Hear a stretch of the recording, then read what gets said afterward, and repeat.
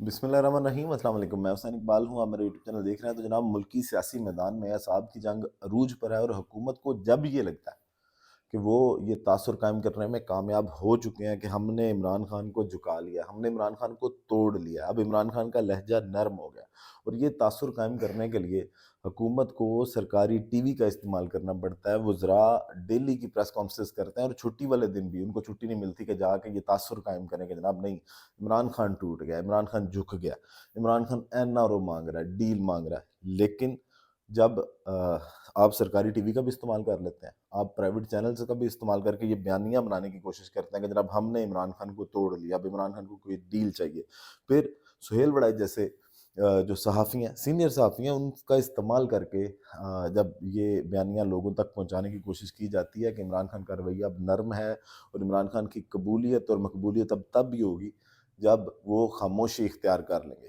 یہ کہا جاتا ہے کہ جناب عمران خان صاحب کو بار بار جو ہے وہ ڈیلز آفر کی جا رہی ہیں، ہاؤس ریسٹ تک کی ان کو آپشن دی جا رہی ہے، لیکن جب عمران خان کی باری آتی ہے، مطلب سارا ہفتہ حکومت کے وزراء بیٹھتے ہیں، وہ بیٹھ کے ایک بیانیہ بلڈ کرتے ہیں، وہ بتاتے ہیں کہ جناب ہم اس جنگ میں اوپر جا رہے ہیں، ہم نے عمران خان کو توڑ لیا ہے، کوشش اب عمران خان کی ہے کہ وہ ڈیل کر رہے، لیکن جیسے ہی اڈیالہ جیل کے دروازے کھلتے ہیں، عمران خان صاحب کی کسی اپنے جو پاکستان تحریک انصاف کے لیڈرز ہیں ان کے ساتھ ملاقات ہوتی ہے، یا اپنی فیملی کے ساتھ ملاقات ہوتی ہے، یا صحافیوں کے ساتھ جب بھی وہ گفتگو کرتے ہیں، تو جو باتیں وہاں سے باہر آتی ہیں تو پھر لگتا یوں ہے کہ ایک جھٹکے میں وہ سارا بیانیہ اور وہ حکومت جو یہ بتانا چاہ رہی ہوتی ہے کہ جناب ہم نے عمران خان کو فتح کر لیا، ان کو الٹے منہ گرا دیتے ہیں عمران خان صاحب۔ اور آج بھی اڈیالہ جیل میں دن کافی بزی رہا، اور توشہ خانہ 2 کیس کی سماعت بھی رہی۔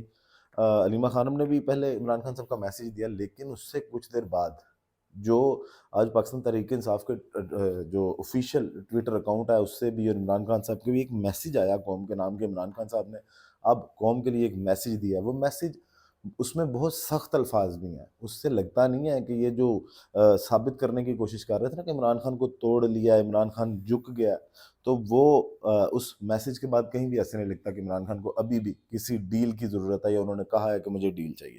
تو جناب، عمران خان صاحب نے اس پیغام میں کہا کیا؟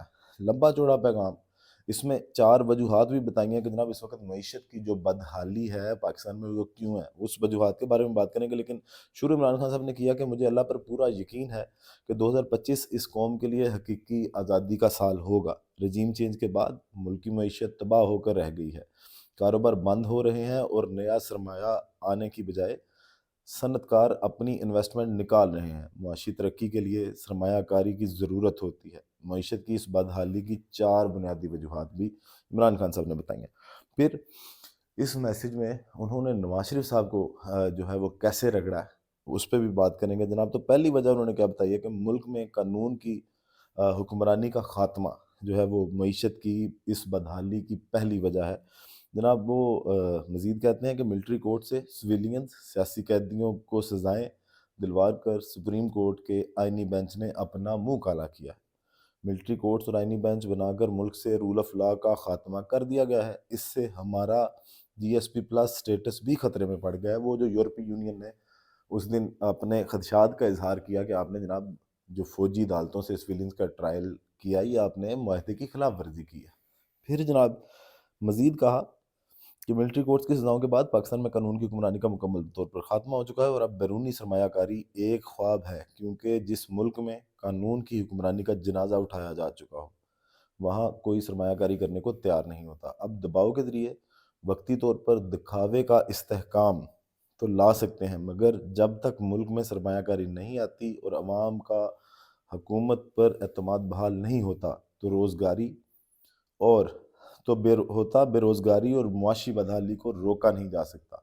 ملک کی معاشی ترقی کا ایک ہی بنیادی ستون ہے جو اندرونی بیرونی سرمایہ کاری ہے۔ تو جناب ہر ملک میں جو سٹیبلٹی ہے وہ جڑی ہوئی ہے اس کی پولیٹیکل سٹیبلٹی سے، اور جب حکومت اپنا مینڈٹ ہی حکومت کے پاس چوری کا ہو تو وہ سٹیبلٹی کیسے لے کے آ سکتی ہے۔ دوسری جناب انہوں نے وجہ بتائی انٹرنیٹ کی بندش، جس پہ پاکستان پیپلز پارٹی نے بھی بار بار آوازیں اٹھائیں، لیکن پیپل پارٹی سے سوال یہ ہے کہ آپ اگر پانی کے معاملے پہ سارے معاملات کر لیتے ہیں، حکومت کو پریشرائز کر لیتے ہیں. آپ کو کوئی اپنی پارٹی کے لیے یا اپنے لوگوں کے لیے کچھ چاہیے ہو، آپ اس پہ جو ہے وہ بات کر لیتے ہیں، لیکن انٹرنیٹ پہ صرف شور کرتے ہیں اور خاموش ہو جاتے ہیں. مولانا فضل الرحمان صاحب نے جس طرح پریشر ڈالا مدارس والے معاملے پہ، حکومت کو منا لیا، تو ان معاملات پر منانا کیوں مشکل ہے؟ تو جناب انٹرنیٹ کی بندش کے حوالے سے کہا گیا اس میسیج میں کہ تحریک انصاف کو کراش کرنے کی کوشش کرتے ہوئے ملک کی آئی ٹی کی معیشت کو بری طرح متاثر کر دیا گیا ہے.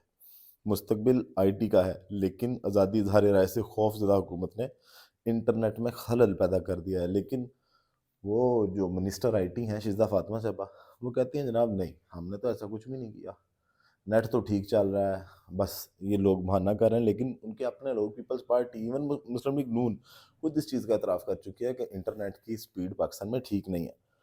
پھر جناب مزید کہا گیا کہ نوجوانوں کے روزگار کمانے کا سب سے بڑا ذریعہ متاثر کر دیا گیا اور ہم عالمی مارکیٹ میں مقابلے کے قابل نہیں رہے. وہ سارے کاروبار جو انٹرنیٹ سے منسلک ہیں انہیں تباہ کیا گیا، مطلب ای کامرس جو ہے یا فری لانسرز جو ہیں ان کا بیڑا گرک کر دیا گیا. تیسرا پوائنٹ انہوں نے کیا بتایا کہ سیاسی عدم استحکام، ایجنسیوں کی سیاسی معاملات میں مداخلت سے ملک میں شدید سیاسی عدم استحکام ہے.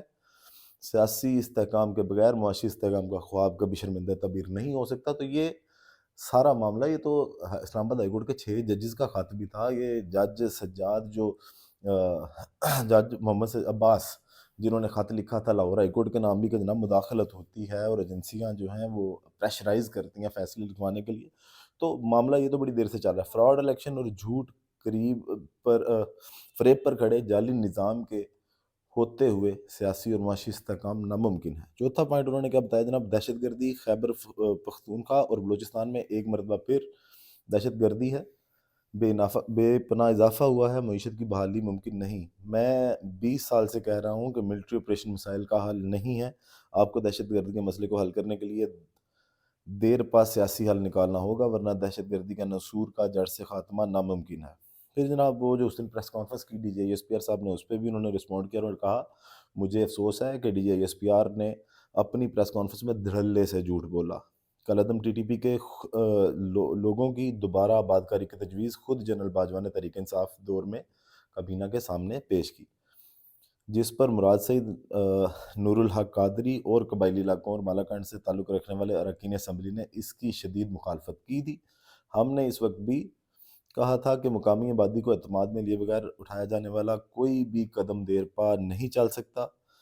کابینہ کے اس وقت کی اپوزیشن کو بھی فوج سیکیورٹی ایجنسیوں کی طرف سے بریفنگ دی گئی. ہماری حکومت کے خاتمے کے بعد پی ڈی ایم حکومت کو بریف کیا گیا تھا. اکتوبر 2021 میں جنرل فیض کا تبادلہ ہو گیا اور اس کے بعد کبھی یہ معاملہ ہمارے سامنے نہیں اٹھایا گیا.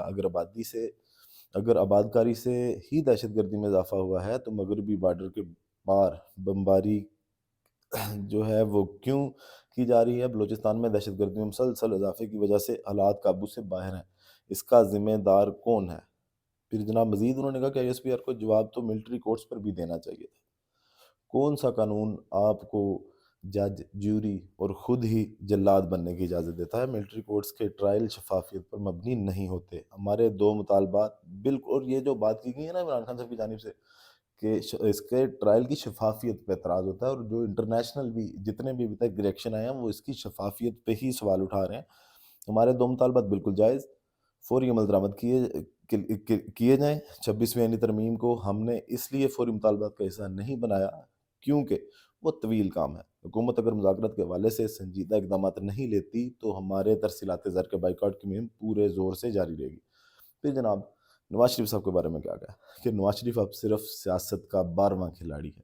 9 مئی ایک پری پلان آپریشن تھا جس کی وجہ سے تمام مقامات کی سی سی ٹی وی فوٹیج جان بوجھ کر غائب کر دی گئی. اور خان صاحب ابھی بھی بار بار یہ کہتے ہیں کہ جناب وہ فوٹیج جنہوں نے چھپائی ہے انہوں نے 9 مئی کیا. پھر جناب انہوں نے کہا کہ اس دن بھی ہمارے 25 لوگ شہید، سینکڑوں زخمی ہوئے اور 4 لوگوں کو اپاہج کیا گیا.